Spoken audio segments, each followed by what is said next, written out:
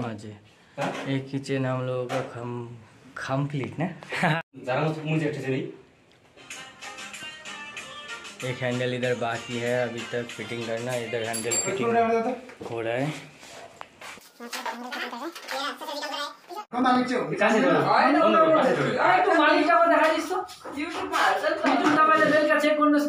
उज्जवल furniture आइहाल्छ YouTube modular kitchen